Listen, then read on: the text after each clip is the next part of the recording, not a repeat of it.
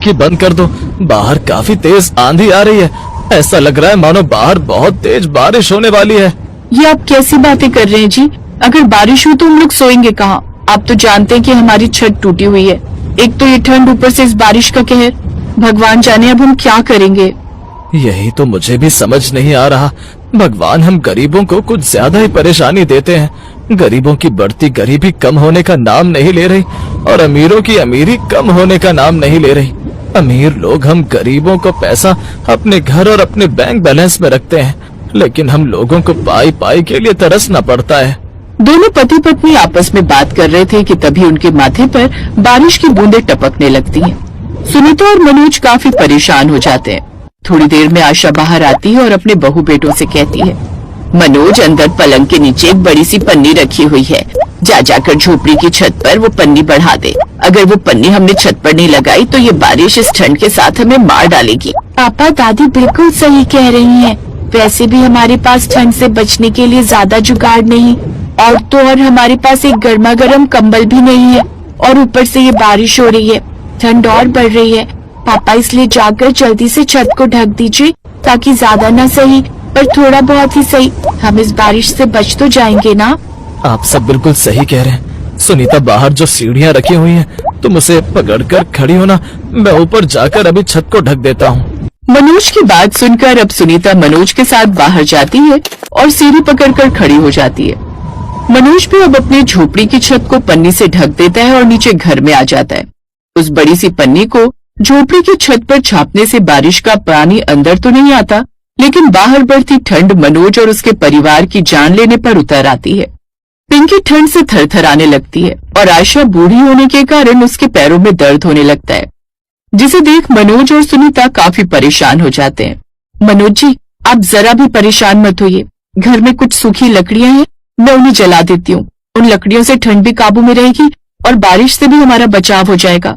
थोड़ी देर बाद सुनीता अपने घर में कुछ सूखी लकड़ियां जलाती है। उन जलती लकड़ियों की गर्माहट में अब आशा और पिंकी को काफी राहत पहुंचती है, पर अपने परिवार को इस तरह देख मनोज काफी परेशान हो जाता है। पूरी रात बारिश होती है और ठंड यूं ही बढ़ती जाती है। अगली सुबह मनोज जब उठता है तो देखता है कि अब उसके घर में पानी भर रहा है, जिसे देख वो काफी परेशान होने लगता है। झोपड़ी की छत पर डाली गई पन्नी जगह जगह से फट गई थी और रिसता हुआ पानी अब फर्श पर एक छोटी नदी का रूप ले चुका था।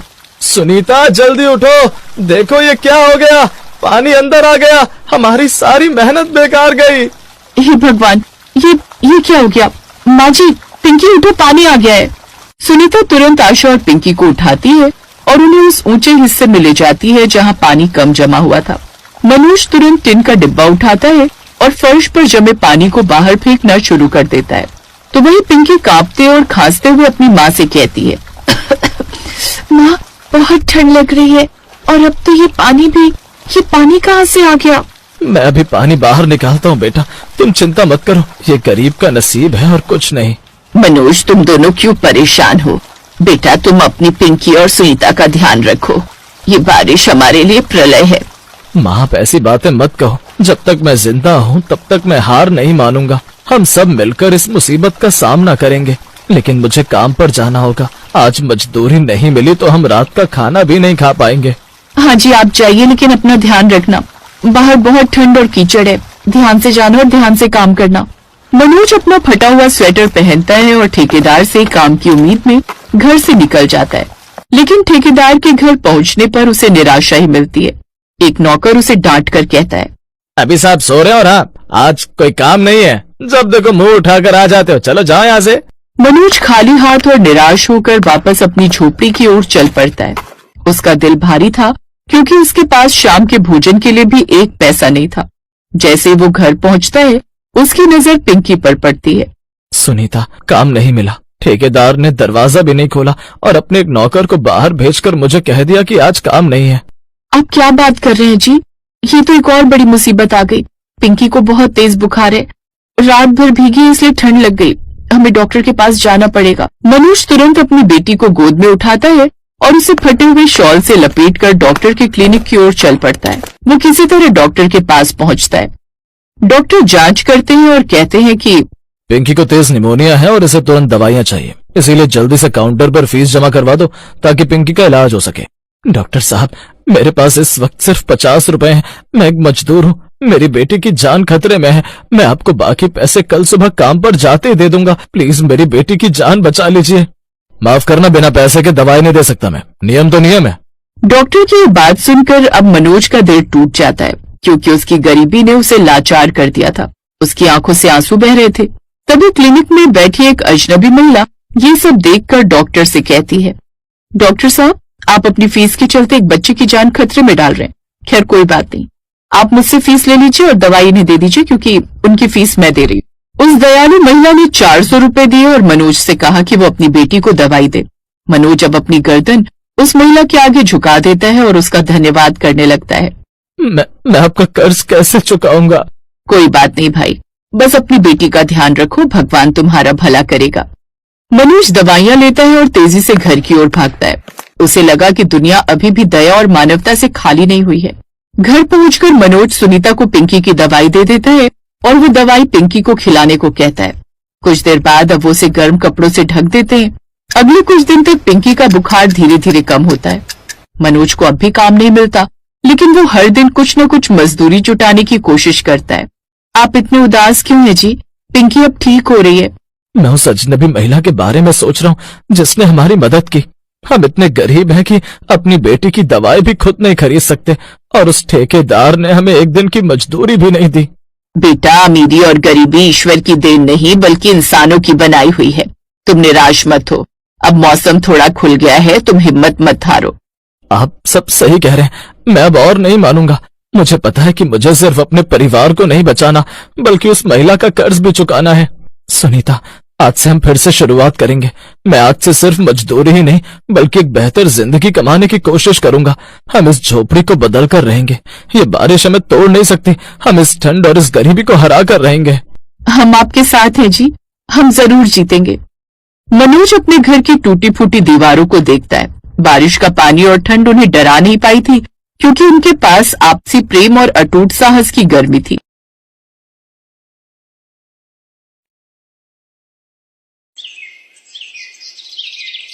कृष्णा देवी आज बहुत खुश थी, क्योंकि उनके बहू बेटे शहर से आए हुए थे। वैसे कुछ भी कहो, ठंड में मक्के की रोटी, सरसों का साग, गाजर का हलवा, ये सब चीजें बहुत अच्छी लगती है। तो और लो ना बहू, तुमने हलवा तो बहुत ही कम लिया है। छोटी बहू, तुम भी तो खाओ, तुम भी तो बस बनाने में ही लगी हुई हो। मैं बना लूंगी, तुम भी गरम गरम खाओ। ठंड में गरम गरम खाना अच्छा लगता है। माँ जी, मैं और आप एक साथ खाएंगे। मैं आपकी और अपनी थाली लगा रही हूँ। माँ, अपनी दवाइयाँ वगैरह भी रख लेना, क्योंकि मुझे पता है तुम गांव की देसी दवाई लेती हो, उसी से तुम्हें आराम मिलता है। हाँ हाँ, मैंने पूरे 2 महीने की दवाई वैद्य जी से ले ली है। और वैसे भी मैं पूरी सर्दी अपने बेटे बहुओं के साथ रहूंगी, तो मुझे भी घुटनों में आराम ही मिलेगा। ये दवाई तो बस नाम के लिए ले जा रही हूँ। असली दवाई तो मेरी इन दोनों बहुओं की सेवा है। मेरी दोनों बहुएं ठंड में मेरा इतना ख्याल जो रखेंगी। क्यों सुमन, वर्षा, मैंने तुम दोनों के लिए ठीक कहा ना? जी जी माँ जी। कई सालों बाद ठंड के मौसम में कृष्णा देवी और हरिप्रसाद अपने बेटा बहू के साथ शहर जा रहे थे, इसलिए दोनों ही बहुत खुश थे। कृष्णा, तुमने रामलाल गजक वाले से मूंगफली रेवड़ी गजक मंगवाई थी, मैं ले आया हूँ। हाँ, ये ठीक किया। अब शहर की धूप में आराम से बैठकर तुम और मैं ये मूंगफली, रेवड़ी और गजक का आनंद उठाया करेंगे। हाँ, ये तो तुमने बात बिल्कुल सही कही। गांव की ठंड तो हम हर बार देखते हैं, इस बार शहर की ठंड का लुत्फ उठाएंगे। कृष्णा देवी और हरिप्रसाद अपने बेटे बहू के साथ शहर पहुंचते हैं, पर जैसे रेलवे स्टेशन से घर के लिए ऑटो करने लगते हैं, तभी बड़ी बहू बोलती है, वर्षा, एक काम करते हैं, माँ बाबूजी को कुछ समय के लिए हम अपने साथ ले जाते हैं, फिर कुछ समय हमारे पास रहकर वो तुम्हारे घर आ जाएंगे। वो माँ जी, मैं इसलिए कह रही हूँ क्योंकि मेरा घर और वर्षा का घर दूरी पर है, फिर रोज रोज आपका आना जाना मुश्किल है। ये भी ठीक रहेगा, हम कुछ दिन तुम्हारे साथ रह लेते हैं, फिर हम अपनी छोटी बहू के पास रह लेंगे। कृष्णा देवी और हरिप्रसाद पहले अपने बड़े बेटे बहू के घर रहने आ जाते हैं। सुमन बहुत चालाक थी, उसने जानबूझकर ऐसा किया था। उसे पता था कि ठंड के दिनों में वो रसोई में ज्यादा काम नहीं कर पाती है, और दिल्ली की सर्दी वैसे भी कड़ाके की पड़ रही थी। सुमन की सफाई बर्तन वाली गांव गई हुई थी। सुमन को पता था कि अगले 1 महीने तक ठंड में कोई नई काम वाली मिलने वाली नहीं, इसलिए उसने इस बात का फायदा उठाया और फिर अगले दिन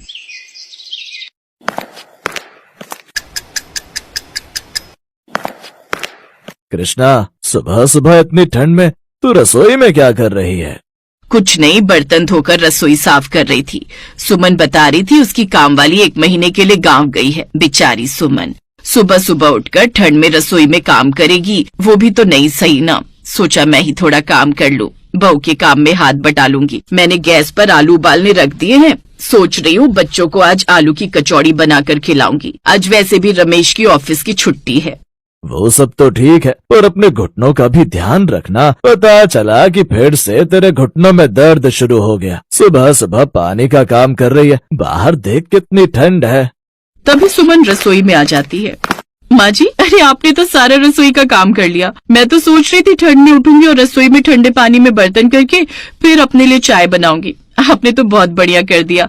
आपके आ जाने से मुझे कितना सुख हो गया है माँ जी। अब एक काम करो, मेरे लिए 1 कप अदरक वाली गरम गरम चाय और बना दो। माँ जी, आपने जैसा गाजर का हलवा गांव में खिलाया था ना, आप बिल्कुल वैसा ही बना देना। बाबूजी, आप ना बाजार जाकर गाजर खरीद लाना, माँ जी हलवा बना लेंगी। माँ, तुम्हारे हाथ के आटे की पिन्नी बड़ी स्वाद लगती है, वो भी बना लेना। हाँ हाँ, क्यों नहीं, जरूर बना दूंगी। सर्दियों का जो भी सामान है, आटे की पिन्नियाँ, हलवा, गोंद के लड्डू, मैं ठंड में तुम्हारे लिए सब कुछ बना कर रख दूंगी, क्योंकि फिर छोटी बहू के घर भी तो रहने जाना है। क्या करोगे माँ जी? अभी कुछ दिन और यहाँ रहो मेरे पास, वहाँ तो एंड में जाना जब आप गाँव जाने लगोगे। इतनी ठंड में वहाँ क्या ही करोगे? उनके घर में तो धूप भी नहीं आती है, यहाँ तो आपको आंगन में भी धूप मिलती रहती है। कृष्णा देवी बेचारी भोली भाली थी। अकेले कृष्णा देवी ने ढेर सारा गाजर का हलवा भी बनाया और पिन्नी लड्डू भी बनाए। अब तो सुमन को अपनी सास की मानो आदत ही हो गई थी। वो जब देखो भरी ठंड में अपनी सास से कुछ न कुछ खाने का बनवाती रहती थी और खुद वो एक काम करके राजी नहीं थी। एक दोपहर 60 साल की बुजुर्ग कृष्णा देवी ठंड में रसोई में सारा काम करके नाश्ता बना रही थी और सुमन नाश्ता खा रही थी। तभी कृष्णा देवी का छोटा बेटा और बहू वर्षा आ गए। उन्होंने जब ये नजारा देखा तो वर्षा से रहा नहीं गया और वो बहाने से अपनी सास से बोली, माँ जी, वो मैं सत्यनारायण भगवान की कथा करवा रही हूँ, इसलिए आपको लेने आई हूँ। आज इनकी छुट्टी थी तो कार से ही आ गए। आप अपना सामान पैक कर लो और अब आप मेरे साथ रहने चलो। अचानक सत्यनारायण भगवान की कथा? पर इतनी जल्दी कैसे प्लान बना लिया? भगवान के काम में प्लान क्या बनाना, जब उनकी इच्छा होती है तभी सारे काम हो जाते हैं। पर आज तो सुमन ने साग मंगवाया हुआ था, वो भी साफ करना है, बनाना है। हाँ, अगर माँ जी चली गई तो इतने ठंडे पानी से साग कौन धोएगा? अब मेरा मतलब है माँ जी साग बहुत अच्छा बनाती है ना, मैं ये कह रही थी। अब आपके साग के चक्कर में माँ जी थोड़ी यहाँ बैठी रहेंगी। आप बना लो साग, आपको भी तो आता है। और एक काम करना, माँ जी के लिए भिजवा देना। अरे मैं लेता जाऊंगा भाभी, मुझे वैसे भी इस साइड दोबारा आना है। आप साग बनाकर तैयार रखना। वर्षा के ससुर बहुत खुश थे क्योंकि वो जानते थे कि उनकी छोटी बहू वर्षा बहुत अच्छी है और वो सुमन की तरह कृष्णा देवी को ठंड में परेशान भी नहीं होने देगी। कहीं न कहीं उन्होंने चोरी छुपे अपनी बहू से पहले ये बात कह दी थी, इसीलिए तो वर्षा बहाने से अपनी सास को लेने आई थी। सास के जाने के बाद सुमन को अपनी सास की कदर हुई, क्योंकि सास के होते हुए तो वो कोई काम कर ही नहीं रही थी, ठंड से बची हुई थी। पर सास के जाते ही सारे काम उसके सिर पर आ गए। कृष्णा देवी को अपनी बड़ी बहू और छोटी बहू में फर्क उसी दिन समझ में आ गया, जब दोपहर के समय कृष्णा देवी और हरि प्रसाद छत पर धूप सेक रहे थे और बहू वर्षा उनके लिए गरम गरम खाना बनाकर ला रही थी। माँ, बाबूजी, मूली और अमरूद भी काट कर लाई हूँ, कल ये ऑफिस से आते हुए ले आए थे। कच्ची कच्ची मूली है, अमरूद देखो कितना मीठा है। माँ जी खाकर देखो। कृष्णा, सच बताना, क्या छोटी बहू के घर आकर तुम्हें अच्छा नहीं लग रहा? बहुत अच्छा लग रहा है जी। वर्षा, तुम बहुत अच्छी हो बहू। और वो मैं कह रही थी, सत्यनारायण भगवान की कथा। माँ जी, अब मुँह से बोला है तो हम जरूर करवाएंगे सत्यनारायण भगवान की कथा। क्यों बाबूजी? हाँ बहू, जरूर करवाएंगे, कल ही रख देते हैं। बहू, प्रसाद वगैरह बनाना हो तो मुझे बता देना। माँ जी, आप मेरे पास हो ना, तो यहाँ पर आप आराम से रहो। मैं आपको कोई काम नहीं करने दूंगी। आप मेरे पास आराम के लिए आए हो, काम करने के लिए नहीं। और रही बात प्रसाद की, तो वो तो मैं बना लूंगी। छोटी बहू वर्षा की बात सुनकर कृष्णा देवी की आंखों में आंसू आ गए। सच ही तो है, हमारे बड़े हमसे और क्या चाहते हैं? बस अपनापन और प्यार। वो हमारे लिए इतना कुछ करते हैं, वो भी बिना किसी स्वार्थ के। तो हमें भी अपने बड़ों की सेवा निस्वार्थ भावना से करनी चाहिए।